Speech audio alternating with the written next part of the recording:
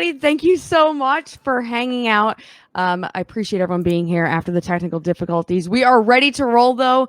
As you just heard, I am Carla Marie. This is Long Story Short by Vistaprint. I am a new small business owner, but I have been obsessed with small businesses forever. And through this entire series, we're going to learn the ins and out of small businesses from successful small business owners like today's guest, Adriana Carrig, the CEO and founder of one of my favorite brands, Little Words Project. Hello, Adriana.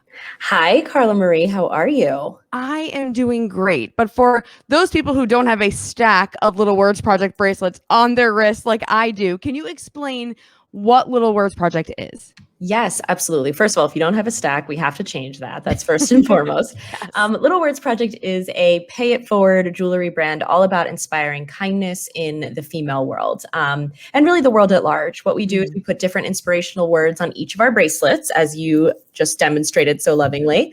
Oh my God, this is like backwards, so I can't see. We put different inspirational words on each of our bracelets. And the idea is to wear your word for as long as you need it and then pass it on one day to someone who needs it more than you do. And the best part is that each one comes with a little tag. And on that tag is a little code that you use to register the bracelet on our mobile app or website. And then you can actually track and see where it goes as it moves from person to person. So just a really fun pay it forward concept that has been about 7.5 years in the making now. Yeah, it's funny. I got to pass my bracelet along to a child once at a children's hospital, and I will never forget that moment. And it was one that said, "You look great." And it was just one of the coolest feelings in the world. And it wasn't just me with a product. It was a feeling. And that's what I love about Little Words Project. You are more than a brand. You are a personality and a feeling. So explain what Little Words Project's personality is as a company, because I feel like brands need to have a personality on top of just being a brand. Absolutely. I would actually argue that, I mean, there's two different terms. Your brand can mean two different things, right? It's just like the name of what you've created, right? So this is your brand. My brand name is Little Words Project. But my brand, my identity is that personality. That is what, in my head, branding is what is that personality? What is that other story that you're telling and the ethos that is kind of woven throughout everything you do? So for us, it's kindness. It's about self-love and positivity. And if you don't love yourself first, it's very hard to pass that kindness out to others, right? So it's really all about giving something to our customer that they can look down at and feel inspired by, but then also giving them that ability to pass that on when the time comes, and knowing, like you just said, it's a feeling that you're passing. It's an experience that you're having. So yeah, I think as far as personality goes, we're all about kindness, self-love, and being ourselves, being true to ourselves. We're really transparent on our social media. And I think that really goes a long way with the customer and building that community. And I love what you said about experience. If you're a brand that can make someone feel something when they're purchasing or using your product, then people are always going to remember your brand. So the fact that you have created a feeling for people is huge. And not every brand does that, but you guys have succeeded with that very well. Right. And thank you. And I would also argue that every brand should try to do that. Just as far as like what we're trying to do here, right? Branding best practices. I think the number one best practice is giving the customer an experience, a feeling, something that they want to come back to, something they want to support, and maybe it is just showing how being transparent and saying, I'm making these all in my basement, which is how I started, because then people kind of sign on board and want to follow along. I can also speak from experience through the year of COVID, which was obviously very difficult on a lot of small businesses. We were one of the lucky few that I think were able to power through that because of the feeling that our product gives. And I think that ultimately, if you can weave some sort of feeling or experience into your product, it makes it a lot, it really will weather just about any storm, as was proven this year. So for anyone who is just joining us, by the way, this is Vistaprint. Long story short, I am your host, Carla Marie. This is Adriana Carrig. She is the CEO and founder of Little Words Project. And today we are talking about best practices for branding your small business. So Adriana, you just mentioned that Little Words Project started in your parents' basement, I believe. It was just you. Now you've got 25 employees. So how do you make sure that your brand is still carried out every day when there's all these other hands in the brand? Oh yeah, that was probably one of the hardest parts about starting and growing a business. Is definitely people, having to find the right people, put them in the right seat on the bus. It's one of the most difficult things, but it's also one of the most crucial. So for me, it's been a lot of trial and error. It's a lot of, it started just hiring friends of friends, and anyone who was willing to work for me and literally bead bracelets. And then, it's become and evolved into finding experts in the industry and trusting what they've done in the past, but also how much they love Little Words Project. I think it goes back to that same message. We're all about, like I said, it's all about inspiring that kindness and giving that experience and that feeling. So the people who come on board start to feel the same thing. Like you really do become a part of a family when you join Little Words Project's team, but it's that same family experience that everyone feels when they watch our stories or interact with us on social media or come to one of our in-person events once they come back. Right. But yeah, that's really what it comes down to is when I hired these people, it's really just kind of instilling that same sense of community and purpose. And it made them want to make my dream their own. So it's been a lot. Don't get me wrong, it's still been hard. But it's about trust and knowing that you built something that is going to kind of, like I said earlier, weather that storm and keep people engaged.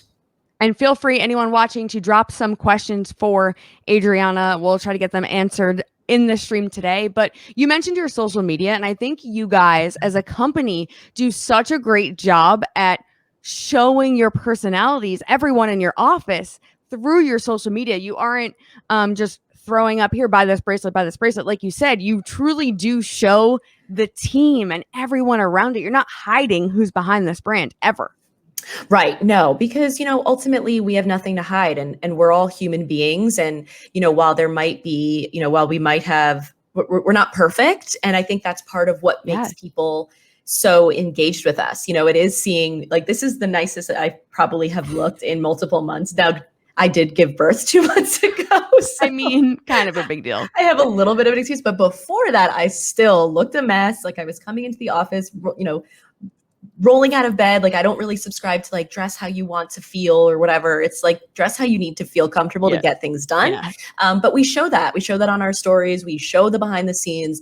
And I think this isn't like just your typical conversation about branding because, when you think branding, you think visual branding really, right? Which is very important. And we're going through we'll do that 2 weeks in your next episode. Yep. We're already on like our 10th iteration of this brand because we're always trying to find the visuals that will catch up to what we've established in person and as a brand concept. And I do really think it comes down to what, like you said, how transparent we are in that I'll show you the messy middle and the beginning and hopefully you'll stick around till, the end, which hopefully never comes. Never. So you mentioned that there are a few iterations of the brand. So Little Words Project is geared towards females, but last year you actually launched a unisex line. So as a brand then, how do you continue to branch out and grow your company, but always staying true to your brand?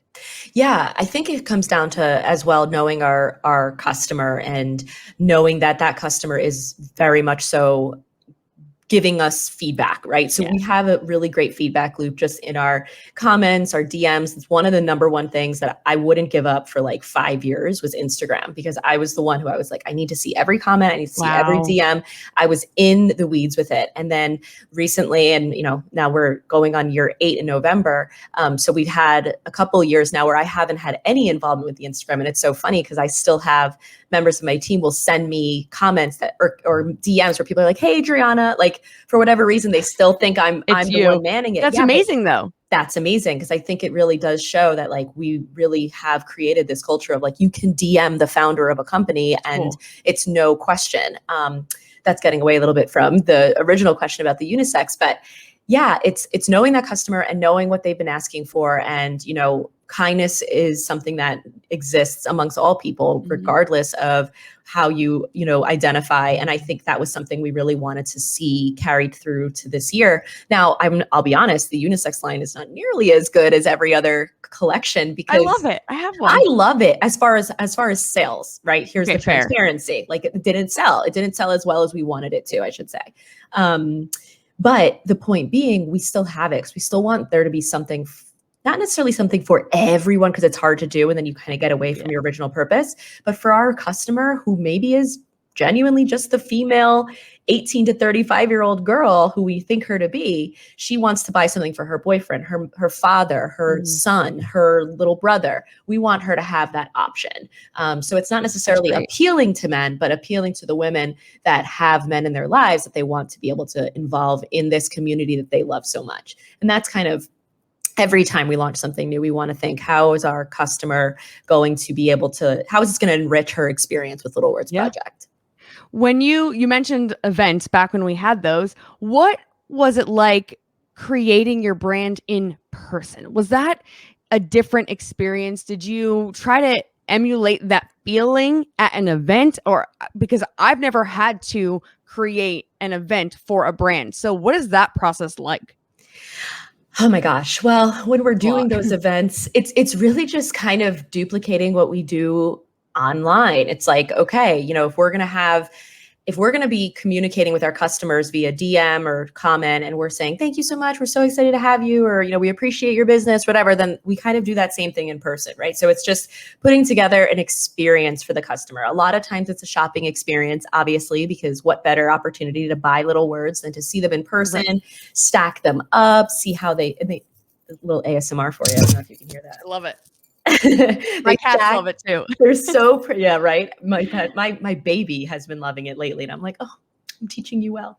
But anyway, so when you have those in-person events, you really do get that option to kind of have that FaceTime with the customer. They can play with the bracelets. They feel the love, and they're seeing me. They're seeing Mariah. They're seeing our team that we've built in the flesh. And I can't tell you how many times people have said, oh my God, I feel like I know you. I feel like we're best friends already. I'm like, that's the point. We wanted this to be a friendship for our customers and really feel like we're a part of their friend group. Is it, as a business owner, then obviously you believe in the process of your personality is your brand. You're very much involved. It's got to be daunting as a business owner a bit. Like you said, you were in the weeds to really be your brand all the time. Yeah, it's definitely daunting. I will say that sometimes it's funny, like I do so an earlier iteration of the brand, we considered ourselves like the nice girls, and we still do. That's still very much so who we are. Still nice. We're still nice, but there's a part of me that also identifies as like, you know, a empowered boss bee. You know what I mean? Like I'm not going to curse here, and I'm like, I've got that colorful personality, and sometimes I'm like, I don't want anyone to misconstrue what nice is, right? So sometimes I'm like, I know I'm nice, but there's also, you know, that part of me that got to where I've gotten, and it's not because I kind of just allowed things to happen to me. I went out and I grabbed them. And I think that one of the things we wanted to do as a brand is kind of make sure that customers know that you can be nice and still get somewhere. You know, you can be nice and still advocate for yourself. You don't have to just be a quiet, nice girl. So we tried to kind of take that word and reinvent it in a way. But to answer your question, it had always been a little difficult for me because I'm like, I'm definitely really nice, but I also want to like curse every once in a while. I'm like, that's okay. So, and your brand can evolve and your brand's personality can evolve, but it's staying true to what you're putting out there.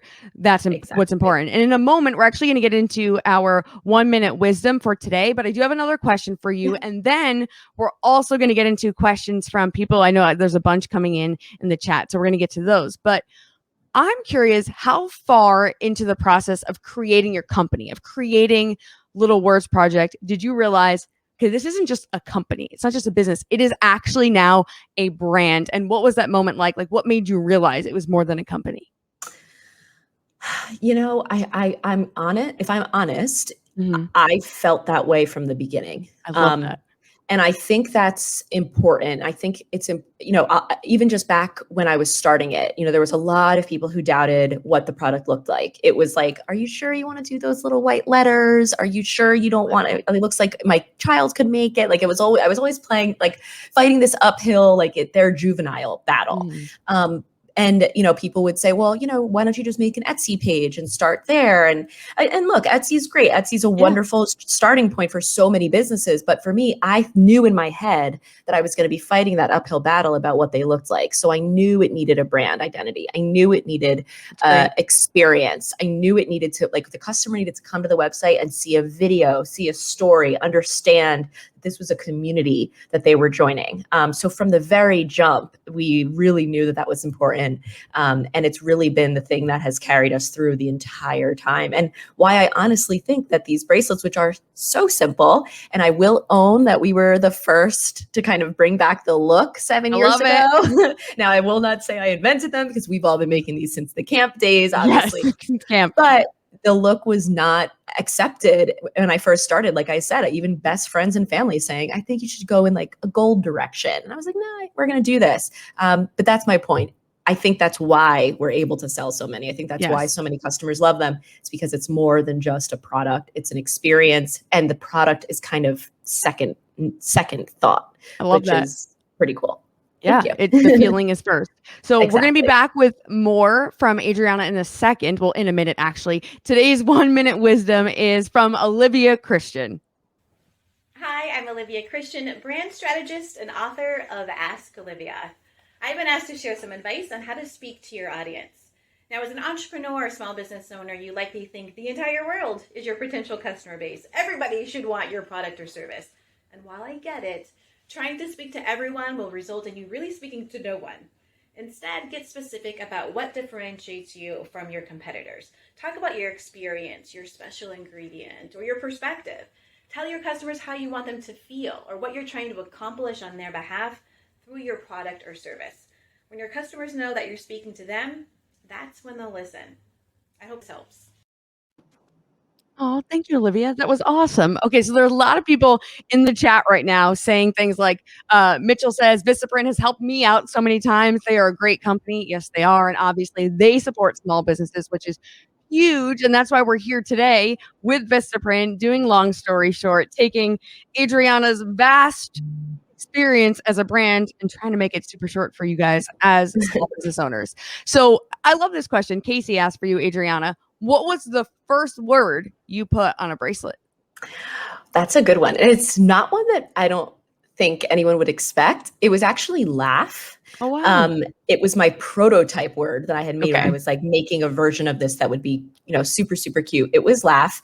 And the reasoning was, I grew up my whole life dealing a lot with negativity from other girls. I was bullied. I mean, it was like from elementary school, like through college, literally, it just became a different kind of bullying. It became more like competitive cruelty that so often exists in girl world, as we know, as you, I'm sure, are familiar. But so the whole reason that I wanted to start this was to bring kindness back into girl world. And one of the ways to do that in my head was wearing these bracelets, passing them around and making people feel some type of confidence, kindness, love, happiness. So laugh for me was my moment to look down and remember that, you have to just laugh off the haters at the end of the day. It's really what it was. So basic, but it was like, I just got to laugh through what people are going to say. And I knew I was going to be looked at because I had felt like I was kind of, on display my entire life just by being picked on. You're always worried that someone's going to say something. But you just kind of had to, I don't know, like I let that fuel me. And laughter is life's best medicine. So I'm always saying, if you're not laughing, you're crying. So just keep laughing. Oh my God, I love that. I know. So Isha wants to know, how critical is social media these days when it comes to brand promotion and growth? I think it's extremely critical. That said, I, started it when Instagram had like just kind of come out. It was actually, Instagram was one of the founding kind of catalysts for me because I saw that it existed and I thought to myself, what would be cute? We should do like a certain hashtag that, you could click it and then you could see where the bracelet has been. So it's a hashtag with numbers. So it was a whole concept that eventually got me to the tag number. So point being, social media launched my business in so many words. And it's still such an incredible outlet. Still one of the best uses for our marketing and swiping up, and we have direct access to our customers. So I think that is so huge. But I do think that over time, social media has kind of evolved to be a little bit of an uglier place that, I thank God every day didn't exist when I was a kid, just considering everything I did go through already. Right. But you're there for you as a company, your product is there now for those kids who are going through that when you didn't have maybe a feel-good company to latch onto and carry with you every day. You are that company. You're more than a bracelet company. So all we can say is, and all we can do now is keep doubling down on our social media efforts, keep being ourselves, keep showing up for our customer, and just, providing that safe place online that doesn't always exist. So, we tolerate zero bullshit on our website, on our social media channels. And you can kind of see that when you come there and feel like it's a safe place.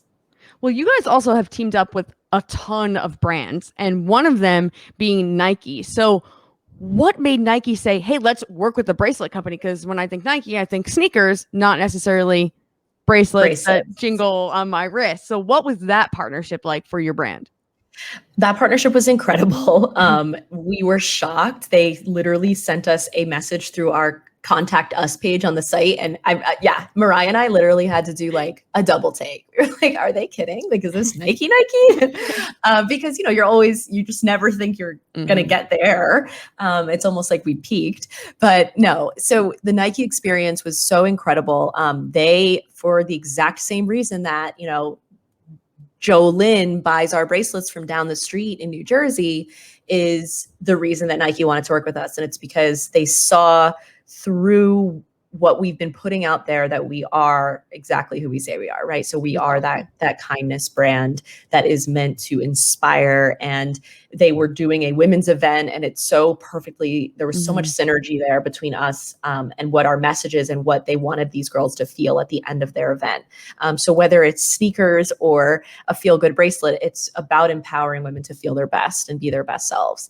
But yeah, that experience, and I'll tell you one quick story. When we went to the Nike headquarters and met with the team that was, putting this on out in LA, Mariah and I show up in like our best, Nike inspired fits. We were like so pumped. We had our wrists on, and I get into the meeting. They wanted to like meet us. So I'm walking into this, like what looked like a big boardroom of all these Nike execs in the LA area, and everyone who's been working on the project, and they just like wanted to hear from us. And I gave my little pitch of who we are, and I started crying. Oh my God. because I was like, what is this moment? But let me tell you, at least no less than 5 men and women in that room were crying with me. Oh my God. I think it just goes to show that like, we really, we can just impact people with our words, and whether you have a bracelet or not, it's just really being true to yourself, being vulnerable and open is always going to get you the most authentic and best response. Well, you have proved that a company can be more than a revenue stream. It is, correct. In most cases, that should be your goal, is to be more than a revenue stream. What are you doing for people, especially when you're a small business, right? What are you doing for your community? And you guys have clearly proven the importance of doing that and the payoff of that, because people want to continue to support you and keep you as your company in their lives, and they're going to keep coming back and buying your product. And it's a win-win for everyone in that situation. Yeah. And I will say, not to interrupt you, but when it comes to branding and when it comes to what our brand has become, which is really more of a community at the end of the day, when we look at our marketing, like, best practices and like, what is the thing that's getting us the most love and the most outreach, or just like mom brain, whatever, I don't have the word, but it is grassroots. Yes. It's people, it's word of mouth. It's people telling people about the brand. So we actually just launched an ambassador program, and it's like the most perfect opportunity for customers and affiliate members to be coming in, getting these codes and being able to share them with others, because that's all they want to do is talk about the product once they wear it and once they get so yeah, it really is like creating something that people want to talk about ultimately is going to get you. And again, I don't take credit for that, creating it. It's just kind of how it started to evolve. Once it started helping people, people wanted to talk about it. And I every day pinch myself and I'm like, I started these, like me in my parents' You basement. did. You I'm did. like, I don't know. Like, I don't, it's hard. It's hard to wrap my head around it sometimes. Well, you've done that. You've done it all. And it's been Yeah. amazing to watch your brand and your company and all of it grow. But Karina Elizabeth has one question for you, and we're going to end on this one. She said, for someone that's new to your brand, new to Little Words Project, what are some key factors you hope they take away? Ooh, oh my gosh. That kindness always wins. That being true to yourself is the ultimate number one thing you can do for your happiness. And that once you are happy and true to yourself, you can spread that happiness to others. You can spread that kindness on, because at the end of the day, it all really starts with you. Oh my God. Love that. See, I love that you've proved the importance of being a brand and not just a company today. For anyone who is a small business owner or future small business owner, what you have shared today is so impactful for them and so important. So we're going to keep doing this week after week. Adriana and I's conversation will actually be turned into a podcast. So next week you'll get that audio and you'll be able to listen back. If you missed any of it, share it with friends or family. And then after that, so in 2 weeks, we are going to do another stream about visual branding with the founders of Happy Box. So I'm really excited to talk to them. They are two sisters who launched the company together. So that'll be a lot of fun. Adriana, everyone needs to go follow Little Words Project on Instagram for feel good time, and go check out the brand, littlewordsproject.com. Thank you so much for being here. I know you've got a baby who needs to eat, so I appreciate you taking time out of your day for doing this with us. Oh my God, absolutely. And one quick shout out to Vistaprint, who was in fact the people who printed our original cards when we first launched the product. So it's just so incredible to have been a part of this. And that's another huge part, which I'm sure you'll get into next week or your next episode of visual branding, is having those pieces, those touch points that the customer can take home and learn about your product. Vistaprint is the way to go there. So that's amazing. Shout out. Even know that. Thank you. I know, right? Full circle. A little late to mention it, but I'm just so grateful to have been a part of this. Thank you for letting me be the kickoff. Sorry about all the technical difficulties to our viewers. No, thank you everyone for being here. Thank you for your questions. Thank you for supporting small businesses, and we'll see you back here again in 2 weeks.